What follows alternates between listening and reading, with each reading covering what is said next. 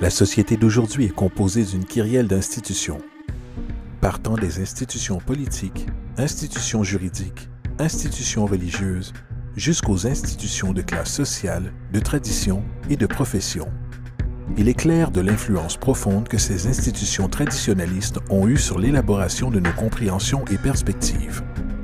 Pourtant, de toutes les institutions sociales dans lesquelles nous sommes nés, dirigées par et conditionnées pour, il semble n'y avoir aucun autre système pris pour acquis et incompris tel que le système monétaire. Prenant presque des proportions religieuses, l'institution monétaire établie existe comme une des formes les plus indiscutables de foi qui soit.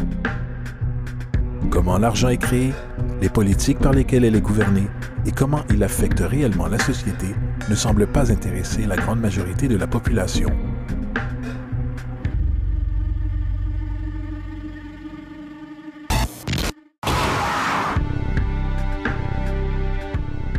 Dans un monde où 1% de la population possède 40% de la richesse de la planète, dans un monde où 34 000 enfants meurent chaque jour de pauvreté et de maladies évitables, où 50% de la population du monde vit avec moins de 2 $ par jour, une chose est claire, quelque chose tourne très mal.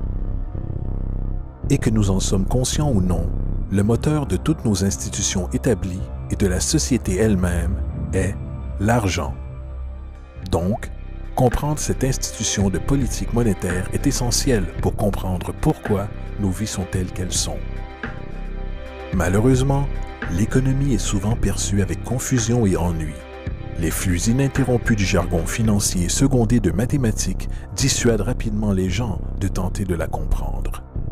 Pourtant, le fait est que la complexité associée au système financier n'est qu'un simple masque conçu pour dissimuler une des structures les plus socialement paralysantes que l'humanité ait jamais subies.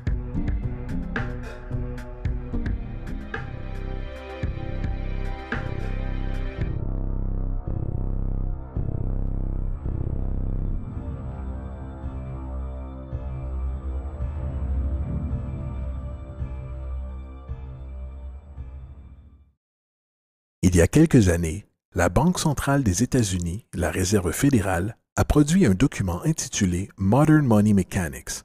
Cette publication a détaillé la pratique institutionnalisée de création d'argent utilisée par la Réserve fédérale et le tissu de banque commerciale mondiale qu'elle supporte. Sur la page de garde, le document déclare son objectif. Le but de ce livret est de décrire le processus fondamental de création d'argent dans un système bancaire de réserve fractionnaire. Il procède alors à la description de ce processus de réserve fractionnaire par l'intermédiaire de différentes terminologies bancaires. Une traduction qui donne quelque chose comme suit. Le gouvernement des États-Unis décide qu'il a besoin d'argent, donc il appelle la Réserve fédérale et demande, disons, 10 milliards de dollars. La Fed répond, certainement, nous vous achetons pour 10 milliards de dollars en obligations d'État. Donc, le gouvernement prend quelques morceaux de papier, il y dessine quelques motifs officiels et les appelle bons du Trésor. Il les évalue à 10 milliards de dollars et les envoie à la Fed. À leur tour, les gens de la Fed déploient un tas tout aussi impressionnant de morceaux de papier. Seulement, cette fois, ils sont appelés billets de la Réserve fédérale représentant également une valeur de 10 milliards de dollars. La Fed échange alors ces billets contre les obligations. Une fois cet échange complété, le gouvernement prend les 10 milliards en billets de banque et les dépose dans un compte bancaire. Et de ce dépôt, les billets deviennent officiellement de l'argent légal, ajoutant 10 milliards au stock en devises américaines. Et voilà, 10 milliards de dollars tout neufs ont été créés. Bien sûr, cet exemple est une généralisation, car en réalité, cette transaction se produit par voie électronique, sans aucun papier. En fait, seulement 3% de devises américaines existent physiquement. Les autres 97% existent essentiellement dans des ordinateurs. Maintenant, les obligations d'État sont par conception des instruments de dette. Et quand la Fed achète ses obligations avec de l'argent qu'elle a créé réellement de toutes pièces, l'État promet en fait de rembourser cet argent à la Fed. En d'autres termes, l'argent a été créé à partir d'une dette. Ce paradoxe troublant pour l'esprit, de la façon dont l'argent ou une valeur peut être créée à partir d'une dette ou obligation, deviendra plus clair au fur et à mesure de cet exercice. Donc, l'échange a été fait et maintenant 10 milliards de dollars attendent dans un compte bancaire commercial. C'est ici que ça devient vraiment intéressant. Comme fondé sur la pratique des réserves fractionnaires, ce dépôt de 10 milliards de dollars devient instantanément partie des réserves de la banque comme tous les dépôts le sont. Et en respectant des conditions des réserves comme indiqué dans Modern Money Mechanics, une banque doit légalement maintenir des réserves égales à un pourcentage obligatoire de ses dépôts. Ce qu'il quantifie ensuite en déclarant, en vertu de la réglementation en vigueur, la réserve exigée pour la plupart des comptes transactionnels est de 10 %. Ce qui signifie que pour un dépôt de 10 milliards de dollars, 10 %, soit 1 milliard, est retenu en tant que réserve obligatoire, alors que les 9 milliards restants sont considérés comme un surplus de réserve et peuvent être utilisés comme la base de nouveaux prêts. Maintenant, il est logique de présumer que ces 9 milliards sont générés à partir du dépôt de 10 milliards. Toutefois, ce n'est en réalité pas le cas. Ce qui se passe réellement est que les 9 milliards sont tout simplement créés de toutes pièces, en plus du dépôt de 10 milliards existant. Et voici comment le stock d'argent est gonflé. Comme indiqué dans Modern Money Mechanics, bien sûr, elles, les banques, ne paient pas réellement les emprunts avec l'argent qu'elles reçoivent en dépôt. Si elles le faisaient, aucun argent supplémentaire ne serait créé. Ce qu'elles font lorsqu'elles réalisent un prêt est d'accepter des obligations, contrats d'emprunt, en échange d'avoir, argent, sur le compte transactionnel de l'emprunteur. En d'autres termes, les 9 milliards peuvent être créés à partir de rien, tout simplement parce qu'il y a une demande pour un tel emprunt et qu'il y a un dépôt de 10 milliards pour satisfaire les obligations de réserve. Maintenant, supposons que quelqu'un arrive dans une banque et emprunte les 9 milliards nouvellement disponibles. Ils vont alors certainement prendre cet argent et le déposer dans leur propre compte bancaire. L'opération se répète alors, car ce dépôt fait devient partie des réserves de la banque. Soit 10 % sont isolés et à nouveau 90 % des 9 milliards ou 8,1 milliards sont maintenant disponibles comme argent nouvellement créé permettant de nouveaux emprunts.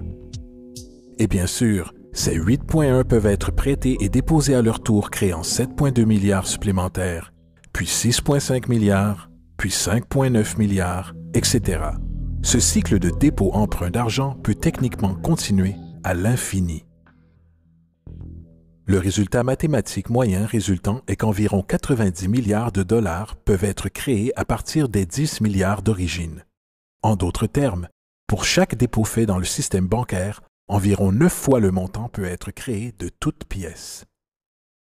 Money jitters. Ask the obliging Bank of America for a jar of soothing instant money, M-O-N-E-Y, in the form of a convenient personal loan.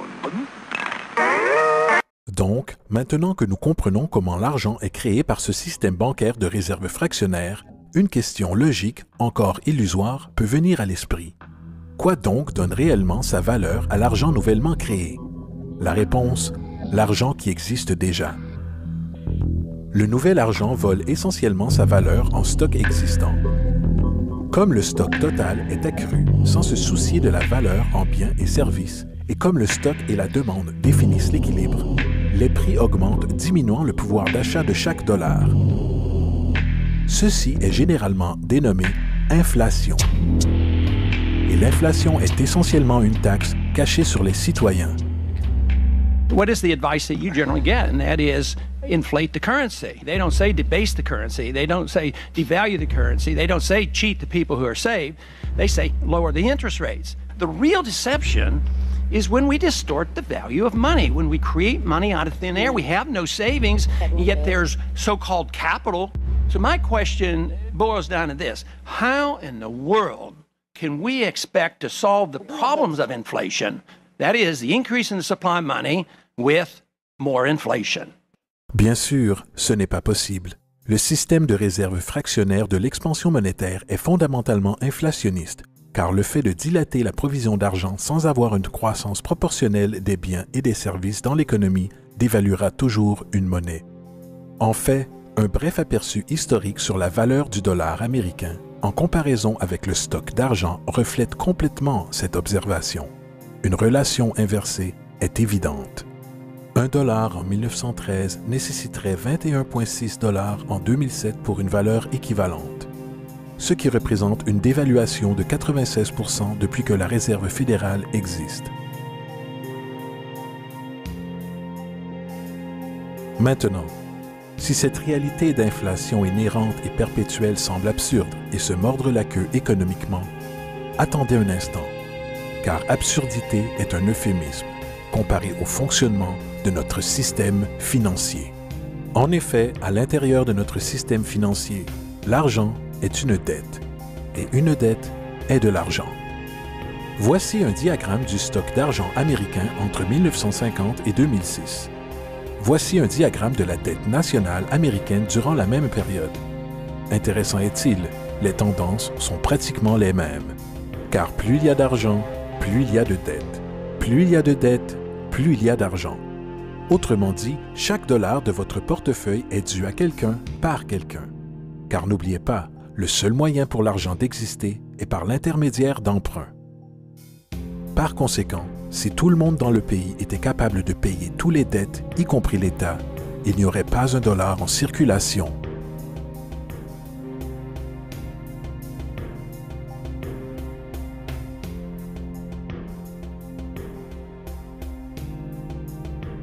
En fait, la dernière fois dans l'histoire américaine que la dette nationale fut réglée a été en 1835, après que le président Andrew Jackson ait fermé la banque centrale qui a précédé la Réserve fédérale.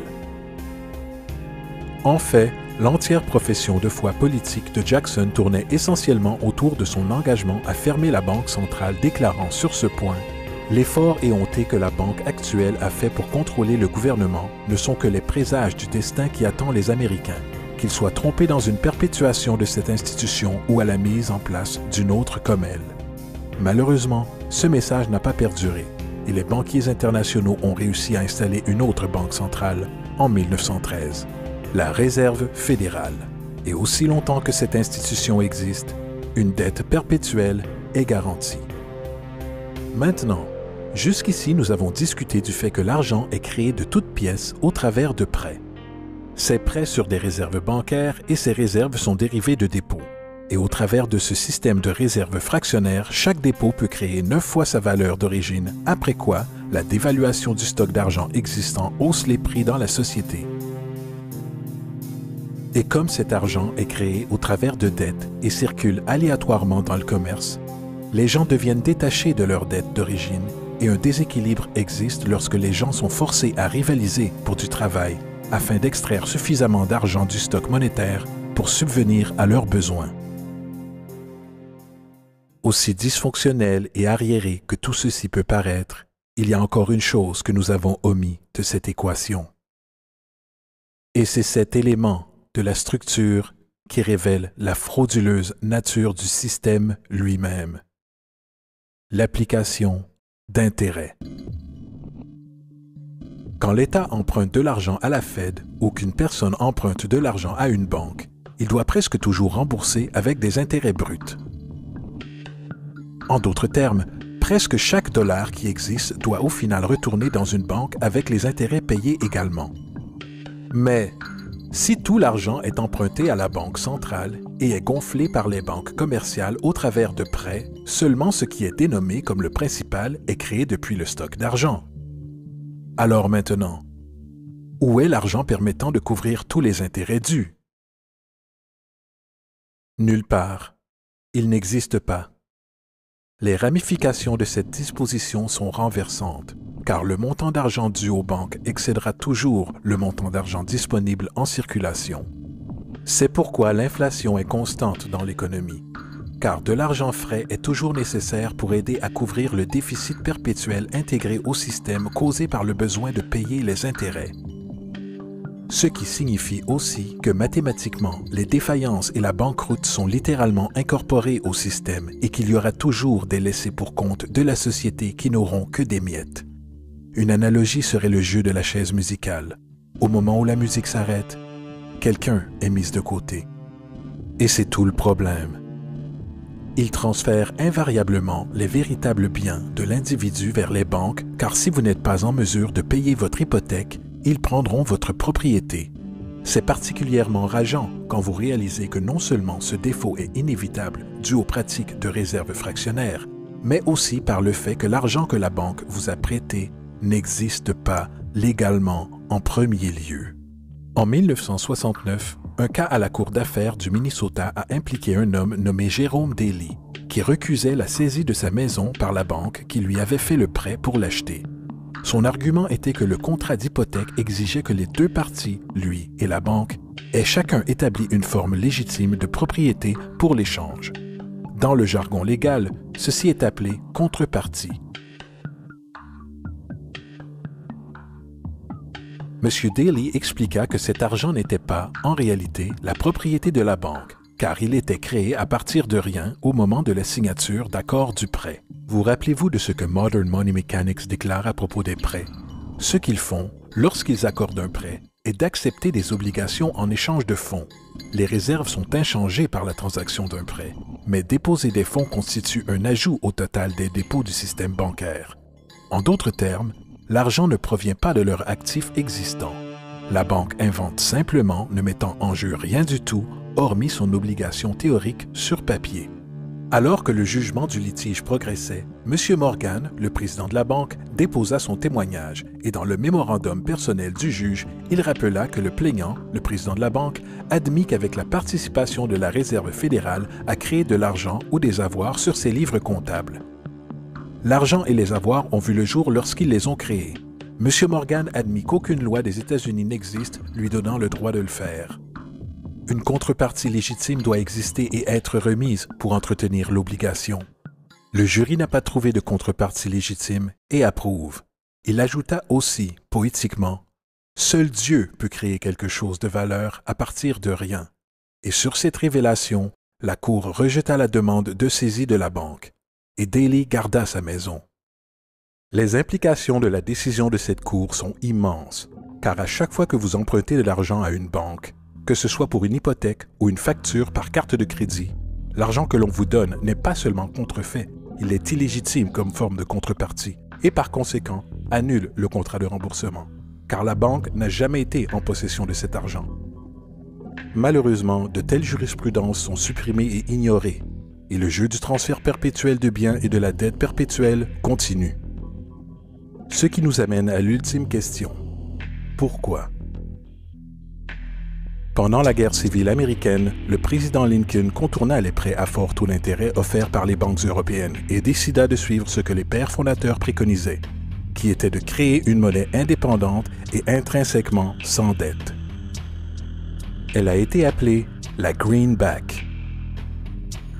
Peu après que cette mesure fut prise, un document interne circula entre différents intérêts banquiers anglais et américains, déclarant « L'esclavage n'est autre que la possession du travail et porte avec lui le soin des travailleurs, alors que le plan européen est que le capital doit contrôler le travail en contrôlant les salaires, ce qui peut être fait en contrôlant l'argent. Il n'est pas bon d'autoriser la Greenback, car nous ne pouvons la contrôler. » La politique de réserve fractionnaire perpétrée par la Réserve fédérale qui s'est répandue en pratique dans la grande majorité des banques dans le monde est en réalité un système d'esclavage moderne. Pensez-y. L'argent est créé à partir de dettes. Que font les gens lorsqu'ils sont débiteurs? Ils se proposent à l'embauche pour rembourser. Mais si l'argent ne peut être créé qu'à partir d'emprunts, comment la société peut être délivrée des dettes? Elle ne peut pas. Et c'est l'objectif. Et c'est la peur de perdre ses avoirs, secondée par la lutte pour garder le dessus, avec une dette perpétuelle et l'inflation inhérente au système, aggravée d'une pénurie incontournable dans la provision d'argent même, créée par des intérêts qui ne pourront jamais être remboursés, qui garde l'esclave salarié dans ce chemin. Courant sur une roue de hamster, avec des millions d'autres, en effet propulsant un empire qui ne bénéficie réellement qu'à une élite au sommet de la pyramide. Car, à la fin de la journée, pour qui travaillez-vous réellement? Les banques. L'argent est créé dans une banque et inévitablement finit dans une banque. Ce sont les véritables maîtres, accompagnés des corporations et des gouvernements qu'ils supportent. L'esclavage physique oblige à nourrir et loger les gens. L'esclavage économique oblige les gens à se nourrir et se loger eux-mêmes. C'est l'une des arnaques les plus ingénieuses de manipulation sociale jamais créées. Et à la base, c'est une guerre invisible contre la population. La dette est une arme utilisée pour conquérir et asservir des sociétés, et les intérêts sont ses munitions principales. Et comme la majorité vit ignorante de cette réalité, les banques, en association avec les gouvernements et les corporations, continuent à perfectionner et étendre leurs tactiques de guerre économique, générant de nouvelles bases, telles que la Banque mondiale et le Fonds monétaire international, tout en inventant un nouveau type de soldat, la naissance de l'assassin économique.